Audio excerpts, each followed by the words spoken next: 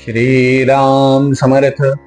श्री गणेशाला, शारदेला, समर्थ सद्गुरूंना, सुतांना, सनकादिकांना, शुकाचार्यांना वंदन करून क्षणभर नामस्मरण करू.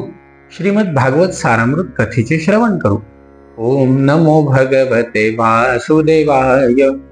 ओम नमो भगवते वासुदेवाय. ओम नमो भगवते वासुदेवाय. ओम नमो भगवते वासुदेवाय. ओम नमो भगवते वासुदेवाय. गोपाल कृष्ण भगवान की जय. सच्चिदानंद रूपाय विश्वोत्पत्त्यादि हेतवे तापत्रय विनाशाय श्रीकृष्णाय वयं नमः. श्रोते हो नमस्कार. शुकाचार्य म्हणतात, राजा, भगवान गोपाल कृष्णांच्या सहवासात राहण्याच्या इच्छेने नारदांची स्वारी अनेक वेळा श्रीकृष्णांनी स्वतःच्या शौर्याने रक्षण केलेल्या द्वारकेमध्ये वारंवार येऊन राहत होती. राजन, ज्याला इंद्रिये आहेत असा सगळीकडून मृत्यूने वेढलेला कोणता प्राणी मोठमोठ्या देवतांनी सुद्धा उपासना करावी अशा श्रीकृष्ण चरणकमलांची सेवा करणार नाही का? कारण प्रत्येकाला भगवान गोपाल कृष्णांचा सहवास हा निश्चितच अपेक्षित आहे. एकदा तमेकदा तु देवर्षिं वसुदेवो गृहागतम. एकदा नारदांची स्वारी वसुदेवांकडे आली. ते आसनस्थ झाल्यावर त्यांनी त्यांची भक्तिपूर्वक पूजा केली आणि प्रणाम करून वसुदेव महाराज भगवान नारदांना म्हणाले, भगवन् भवतो यात्रा स्वस्तये सर्वदेहिनां कृपणानां यथा पित्रो रुत्तमश्लोकवर्णनाम. ज्याप्रमाणे मातापित्यांचे पुत्राकडे येणे त्याच्या कल्याणासाठी, भगवत भक्तांचे येणे हे प्रपंचाला जो उबगलेला जीव आहे, जो दुःखी झालाय, त्याच्या कल्याणासाठी असते. हे भगवन, आपण येणे केले हे सर्व प्राण्यांच्या कल्याणासाठीच असणार आहे, माझ्या कल्याणासाठीच असणार आहे. भूतानां देवचरितं दुःखाय च सुखाय च सुखायैव हि साधूनां त्वादृशां अच्युतात्मनां. देवतांचे वर्तन कधी प्राण्यांच्या दुःखाला तर कधी सुखाला कारणीभूत होते, पण भगवत प्रेमी साधू संतांची प्रत्येक कृती ही सगळ्या प्राण्यांच्या कल्याणासाठीच असते. संतांचं वागणं हे जगाच्या कल्याणासाठीच आहे. भजन्ति ये यथा देवान देवा अपि तथैव तान. वसुदेव म्हणतायत, नारदा, ज्याप्रमाणे जे भजन करतील लोक देवतांना, ज्या प्रकारे भजतील त्याप्रमाणे देवतासुद्धा त्यांना प्रतिबिंबासारखेच कर्मानुसार फळ देणार. पण सत्पुरुष दीनवत्सल असतात, ते सर्वांना आपलं समजतात. अर्थात एखाद्याने वाईट कर्म केलेलं असेल, एखाद्याने जीवनामध्ये फक्त पापच केलं असेल, पण असा जीव जर अशा साधूंच्या दृष्टीस पडला आणि सगळ्यात महत्त्वाचं की त्या जीवाची करुणा जर साधूला आली, तर तिथे त्या दुःखी, दरिद्री, दैन्य जीवनामध्ये सतत ज्याने पाप केलंय, वाईट वागलाय, त्याचं सुद्धा कल्याण करून जातात. राजन, तेव्हा देवर्षींना वसुदेव महाराज म्हणायला लागले, तरी सुद्धा आम्ही आपणास भागवत धर्मासंबंधी काही प्रश्न विचारू इच्छितो. आपल्या कृपेने तर आमचं कल्याण होणारच आहे, पण जे श्रद्धेने ऐकल्यामुळे सगळीकडे भयप्रद असणाऱ्या या संसारातून मनुष्य मुक्त होईल अशा प्रकारचे प्रश्न काही मला पडलेत, मी तुम्हाला विचारणार आहे. अहं किल पुरानंतम प्रजार्थो भुवि मुक्तिदम. पूर्वी मी मुक्ती देणाऱ्या भगवंताची आराधना मुक्ती मिळावी म्हणून केली नाही, तर ते भगवान मला पुत्र रूपाने प्राप्त व्हावे अशा इच्छेने मी भगवंताची आराधना केली. ते मला प्राप्त झालेही, पण भगवंताच्या मायेने मी त्यावेळेला मोहित झालो होतो. नारदा, आपण मला आता असा उपदेश करा की ज्यामुळे अनेक संकटांनी सर्व बाजूंनी वेढलेल्या या संसारातून मी सहज पार होऊन जाईल. का? कारण भगवान मुलगा म्हणून मिळाले, पण भगवत प्राप्ती निश्चित आहे का? नाही मंडळी. बघा, म्हणजे घरामध्ये संत जन्माला आले व बाकीचे संत झाले का? नाही. स्वतः वसुदेव महाराज इथे हा खुलासा करतायत की मी देवाला मुलगा म्हणून प्राप्त करून घेतलं.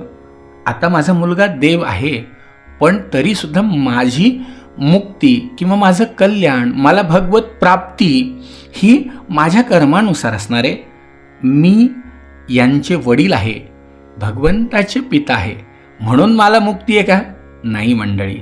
बघा, संतांच्या मुलांना मुक्ती, म्हणून तर संतांनी हा खुलासा केलाय की संतांचे ते आप्त नव्हेती की संत. संतांचे आप्त हे संतच होतील. संतांचे स्वकीय आई वडील मुलगा भाऊ हे संत होतील? नाही होणार, सांगता येत नाही. शुकाचार्य म्हणतात, राजा, राजन्नेव कृतो प्रश्नो वसुदेवेन धीमता प्रेतस्तमाह देवर्षिर हरे संस्मारितो गुणैः. बुद्धिमान वसुदेवांचा हा प्रश्न ऐकून देवर्षी नारदांना भगवंताच्या गुणांचं स्मरण झालं आणि प्रेमपूर्वक ते या वसुदेव महाराजांना उपदेश करायला लागले. नारद म्हणाले, हे यदुश्रेष्ठा, विश्वाचे कल्याण करणारा भागवत धर्म जाणून घेण्यासंबंधीचा तुमचा हा निश्चितच अतिशय चांगला उत्तम प्रश्न आहे. हा विचारही छान आहे. वसुदेवा, हा श्रेष्ठ भागवत धर्म असा आहे की जो ऐकल्याने, त्याचा उच्चार केल्याने, त्याचं स्मरण केल्याने, त्याचा स्वीकार केल्याने आणि त्याला मान्यता दिल्यामुळे सुद्धा दुर्जनही त्याच क्षणी पवित्र होतात. किती श्रेष्ठ आहे. त्वया परम कल्याण पुण्यश्रवण कीर्तनः स्मारेतो भगवानद्य देवो नारायणो मम. म्हणून ज्यांचे श्रवण व कीर्तन पावन करणारे आहे त्या परम कल्याण स्वरूप व माझे आराध्य दैवत अशा भगवान नारायणांचे तुम्ही आज मला स्मरण करून दिलेत. म्हणून मी तुम्हाला या संबंधी एक प्राचीन इतिहास सांगतो. तो इतिहास म्हणजे वृषभदेवांचे पुत्र आणि महात्मा विदेह यांचा तो संवाद आहे.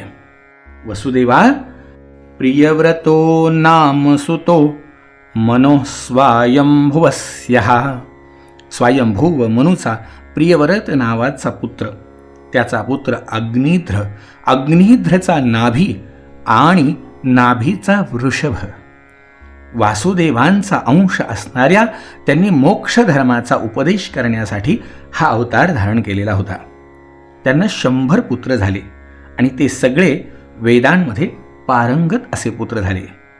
त्यामध्ये तेषां वै भरतो ज्येष्ठो नारायण परायणः. आपण हा इतिहास ऐकलाय मंडळी. हा 6व्या स्कंधामध्ये सगळा इतिहास आपण ऐकलाय. भगवान देवर्षी नारदांची स्वारी सांगतेय की त्या वृषभदेवांना 100 मुलं होते. त्यात सगळ्यात थोरला होता भरत. तो नारायणांचा परमभक्त होता. त्याच्याच नावावरून अलौकिक असा हा देश भारतवर्ष नावाने प्रसिद्ध झाला. त्याने पृथ्वीचा राज्याचा उपभोग घेतल्यावरती ते सोडून तो वनात गेला. तिथे त्याने तपश्चर्येने भगवंताची उपासना करून 3 जन्मांमध्ये भगवंतांना प्राप्त करून घेतलं. ते 3 जन्म आपण त्यांचे ऐकलेत की पहिला जन्म त्यांचा भरतांचा होता, दुसऱ्यांदी ते हरिण झाले आणि तिसऱ्यांदा ते जड भरत झाले आणि तिसऱ्यांदा त्यांनी भगवत प्राप्ती करून घेतली. राजा, पहिला मुलगा याची 3 जन्मामध्ये भगवत प्राप्ती तुला सांगितली आहे. त्यानंतर जे उरलेले 81 मुलं होते, हे 81 मुलं कर्मकांडाचे रचना करणारे ब्राह्मण झाले. हा 1 ते 81. त्यानंतर 9 पुत्र भारतवर्षाच्या 9 द्वीपांचे अधिपती झाले. हे झाले 91. आता उरले ते 9 जण. राजा, नवा भवन महाभागा मुनयोर्ह्यर्थसंसिनः श्रमणा वातर्शना आत्मविद्या विशारदाः. उरलेल्या भाग्यशाली 9 जणांनी परिश्रमपूर्वक आत्मविद्या संपादन करून ते आत्मज्ञानी झाले. त्यामुळे ते नेहमी दिगंबर अवस्थेत राहत होते आणि अधिकारी पुरुषांना आत्मज्ञानाचा उपदेश करीत होते. राजा, ते 9 जण कोण होते माहिती आहे का? कवीर हरिरंतरिक्ष प्रबुद्ध पिप्पलायनः अविर्होत्रोऽथ द्रुमील श्चमसः करभाजनः. गोपाल कृष्ण भगवान की जय. मंडळी, जे नवनारायण झाले, हे नवनारायण म्हणजे कोण? कवी, हरी, अंतरिक्ष, प्रबुद्ध, पिप्पलायन, अविर्होत्र, द्रुमिल, चमस आणि करभाजन. तर एते भगवद्रूपम. आपण हे नावं ऐकलेत. आपण हे नावं कुठे ऐकलेत माहिती का मंडळी? जेव्हा भगवंतांनी कलियुगाच्या उद्धारासाठी अनेक देवदेवतांना या पृथ्वीवरती संत होऊन पाठवलं, त्यामध्ये या नवनारायणांना भगवंतांनी 9 रूप धारण करून पाठवलं. ते 9 रूप म्हणजे गोरक्षजालंधरचरपटाश्च आडभंग कानेफ मच्छेंद्र राज्या चौरंगिरेवाण करभर्तृसंज्ञा भूम्यां बभूर्वो नवनाथ सिद्धा. सद्गुरुनाथ महाराज की जय. हे नवनारायण पुढे नवनाथ झाले. गोरक्ष जालंधरचरपटाश्च अडभंग कानिफ मच्छेंद्र राज्या चौरंगिरेवाण करभर्तृसंज्ञा भूम्यां बभूर्वो नवनाथ सिद्धा. हे सर्वजण व्यक्त अव्यक्त जग भगवत रूप मानून ते आपल्याहून वेगळे नाही असा अनुभव घेत पृथ्वीवर विहार करीत होते. मनाला येईल तिकडे ते जात होते. देवता, सिद्ध, साध्य, गंधर्व, यक्ष, मनुष्य, किन्नर, नाग, मुनी, चारण, भूतनाथ, विद्याधर, ब्राह्मण, गोशाळा अशा कोणत्याही जागी ते स्वच्छंदपणे विहार करत होते. ते सगळेजण जीवनमुक्तच होते. तर एकदा निमे सत्र मुपजग्मुर्यदृच्छया.